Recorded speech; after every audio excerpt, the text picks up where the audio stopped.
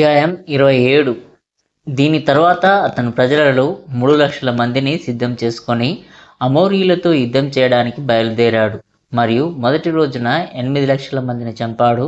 రెండవ రోజున అతను దాదాపు 5,00,000 మందిని చంపాడు.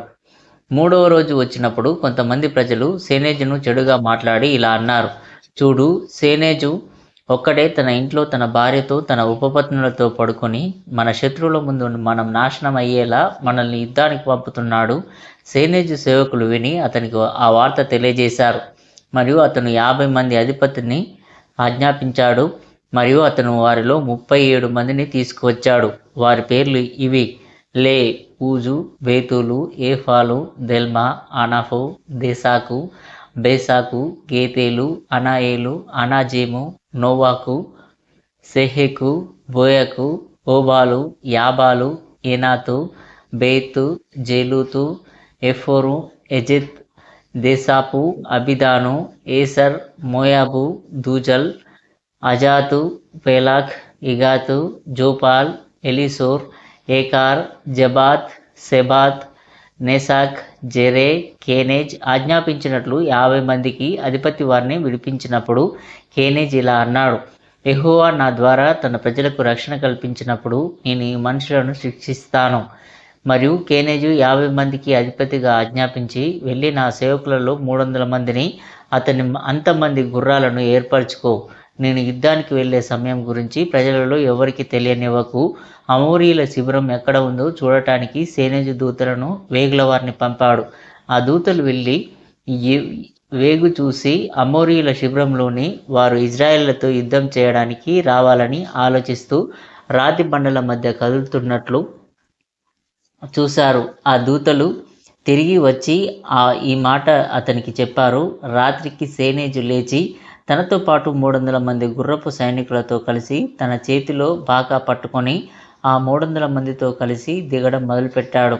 అతను అమోరీయుల శిబిరానికి దగ్గరగా ఉన్నప్పుడు తన సేవకులతో ఇలా అన్నాడు: ఇక్కడ ఉండండి, నేను ఒంటరిగా దిగి అమోరీయుల శిబిరాన్ని చూస్తాను. నేను బాకా ఊదితే మీరు దిగి వస్తారు, లేకపోతే నా కోసం ఇక్కడ వేచి ఉండండి. సేనేజు ఒంటరిగా దిగి వచ్చే ముందు ప్రార్థన చేయుచు ఇట్లనెను: మా పితరుల ఎలోహిం యాహ్వే, నీవు చేయుటకు సిద్ధపరిచిన అద్భుత కార్యములను నీ సేవకునికి చూపించితివి.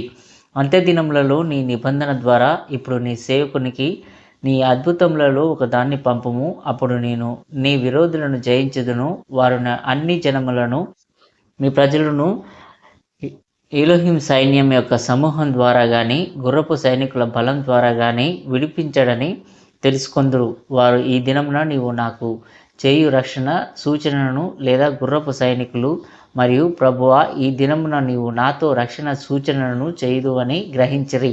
ఇదిగో, నేను నా కత్తిని వరలో నుండి తీసి అమోరీయుల శిబిరంలో మెరుస్తుంది.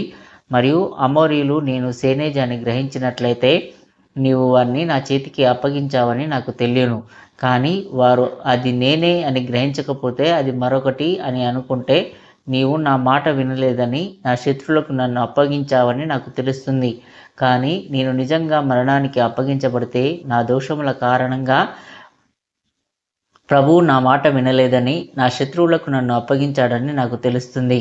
కానీ నా మరణం ద్వారా అతను తన వారసత్వాన్ని నాశనం చేయడు. ప్రార్థన చేసిన తర్వాత అతను బయలుదేరి అమోరీయుల సమూహం ఇలా చెప్పడం విన్నాడు: మనం లేచి ఇజ్రాయేలుతో పోరాడదాం. ఎందుకంటే మన పవిత్ర దేవదూతలు వారి మధ్య ఉన్నారని, వారిని మన చేతుల్లోకి అప్పగిస్తారని మనకు తెలుసు. యెహోవా ఆత్మ అతనిని వస్త్రంగా ధరించినందున సేనేజు లేచాడు. మరియు అతను తన కత్తిని దూశాడు. మరియు దాని వెలుగు పదునైన మెరుపులా అమోరీయులపై ప్రకాశించినప్పుడు వారు దానిని చూసి, ఇది మనల్ని అనేకులను గాయపరిచిన సేనేజు ఖడ్గం కాదా? మన పవిత్ర దేవదూతలు వారిని మన చేతుల్లోకి అప్పగించారని మేము చెప్పిన మాట ఇప్పుడు న్యాయమైనది. ఇదిగో, ఇప్పుడు ఈరోజు మన శత్రువులు విందు చేస్తారు. మనకు అప్పగింపబడింది కాబట్టి ఇప్పుడు లేచి ప్రతివాడును తన కత్తిని ధరించి యుద్ధం ప్రారంభించవలను. వారి మాటలు సేనేజు వినగానే అతడు బలాత్మను ధరించుకొని వేరొక మనిషినిగా మారి అమోరీయుల శిబిరంలోకి దిగి వారిని కొట్టడం ప్రారంభించాడు. మరియు యెహోవా తన ముందు ఇంగేతేలు, లేదా గేతేలు అనే దేవదూతను పంపాడు. అతను రహస్య విషయాలపై అధికారిగా ఉండి కనిపించకుండా పనిచేశాడు. మరియు అతనికి సహాయం చేసే మరొక దూతను పంపాడు. గేతేలు అమోరీలను అంధత్వంతో కొట్టాడు. తద్వారా తన పొరుగువారిని చూసే ప్రతి ఒక్కరూ వారిని తన శత్రువులుగా లెక్కించారు మరియు వారు ఒకరినొకరు చంపుకున్నారు. మరియు బలానికి అధిపతి అయిన జెరుయేలు దేవదూత సేనేజును వారు చూడకుండా అతని చేతులను పైకి లేపాడు. మరియు సేనేజు అమోరీలలో 45,000 మందిని కొట్టాడు మరియు వారు ఒకరినొకరు కొట్టుకున్నారు మరియు 45,000 మంది పడిపోయారు. సేనేజు ఒక గొప్ప సమూహాన్ని కొట్టినప్పుడు కత్తి పిడికిలి విడిచి తన చేతిని కత్తి నుండి వదులుకునేవాడు. ఎందుకంటే కత్తి పిడికిలి విడిచింది, దానిని విడిపించలేకపోయాను. ఆయన కుడి చెయ్యి ఖడ్గబలమును దానిలోనికి తీసుకొనెను. అప్పుడు అమోరీలలో మిగిలిన వారు పర్వతములకు పారిపోయిరి. కానీ సేనేజు తన చెయ్యి ఎలా వదులుకోవాలో వెదకసాగెను. అతడు కన్నులతో చూచి అమోరీలలో ఒకడు పారిపోవుట చూచి అతన్ని పట్టుకొని అతనితో, అమోరీయులు కుయుక్తులని నాకు తెలుసు, కాబట్టి ఈ కత్తి నుండి నా చెయ్యి ఎలా వదులుకోవాలో నాకు చూపుము, అప్పుడు నేను విడుదల చేయుదును అని చెప్పాను. అప్పుడు అమోరీయులు ఇట్లనను, వెళ్ళి హెబ్రీయులలో ఒకరిని తీసుకొని చంపుము. అతని రక్తం ఇంకా వెచ్చగా ఉండగానే నీ చెయ్యి క్రింద పట్టుకొని అతని రక్తమును తీసుకొనుము, అప్పుడు నీ చెయ్యి విడిపింపబడును. సేనేజు ఇట్లనను, ప్రభువు చెప్పిన ప్రకారం అమోరీయులలో ఒకరిని పట్టుకో అని నువ్వు చెప్పి ఉంటే నేను వాళ్ళలో ఒకరిని పట్టుకొని నిన్ను బ్రతికించేవాడని. కానీ నువ్వు నీ ద్వేషాన్ని చూపించుకోవడానికి హెబ్రీయుల గురించి అని చెప్పినందువల్ల నీ నోరు నీకు వ్యతిరేకంగా ఉంటుంది మరియు నువ్వు చెప్పినట్లే నేను నీకు చేస్తాను.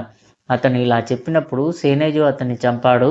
అతని రక్తం ఇంకా వెచ్చగా ఉండగానే అతను తన చేతిని కింద పట్టుకొని దానిలోకి తీసుకున్నాడు. అది విడుదలైంది. అప్పుడు సేనేజు వెళ్ళి తన వస్త్రమును తీసివేసి నదిలో పడవేసి కడుక్కుని తిరిగి లేచి తన వస్త్రములను మార్చుకొని తన యువకుల వద్దకు తిరిగి వచ్చెను. రాత్రి యెహోవా వారికి గాఢ నిద్ర కలగజేసెను. వారు నిద్రపోయి సేనేజు చేసినదంతయు గ్రహించలేదు.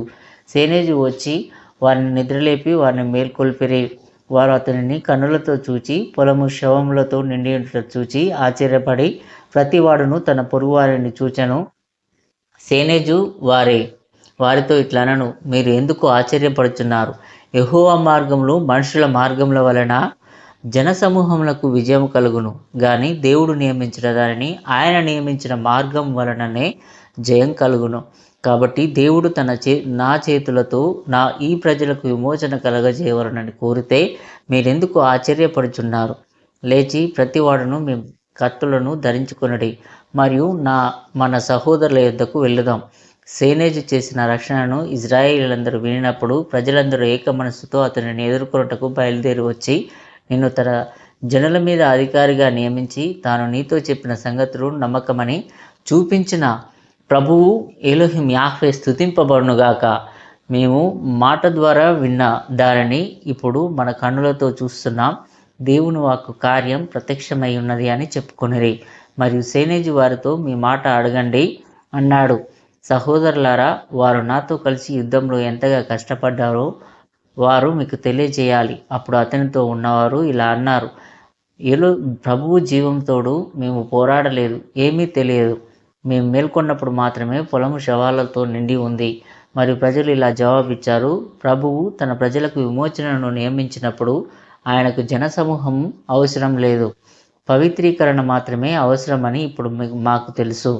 ఆ మనుషులను చెరసాలలో బంధించిన 50 మంది అధిపతితో సేనేజు ఇట్లనను, మేము వారి మాటలు వినున్నట్లు ఆ మనుషులను వెలుపలికి రమ్ము అని చెప్పాను. వారి వెలుపలికి రప్పించినప్పుడు సేనేజు వారితో ఇట్లనను, మీరు నాలో ఏమి చూచి జనుల మధ్య సనుగుచున్నారో చెప్పుము. వారు, నీవు మమ్మను ఎందుకు అడుగుచున్నావు? కాబట్టి ఇప్పుడు మమ్మను అగ్నితో కాల్చివేయవలనని ఆజ్ఞాపించుము.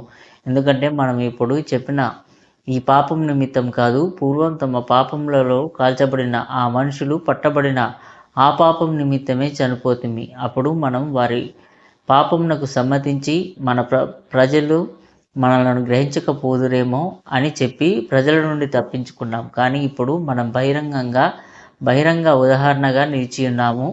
మేము నిన్ను అపవాదుల అపవాదులాడినందున మా పాపముల వలననే. అప్పుడు షేనేజు ఇట్లనెను, మీరే మీ మీద సాక్ష్యం చెప్పుచున్నట్లయితే నేను మీ ఎడల ఎలా జాలిపడగలను?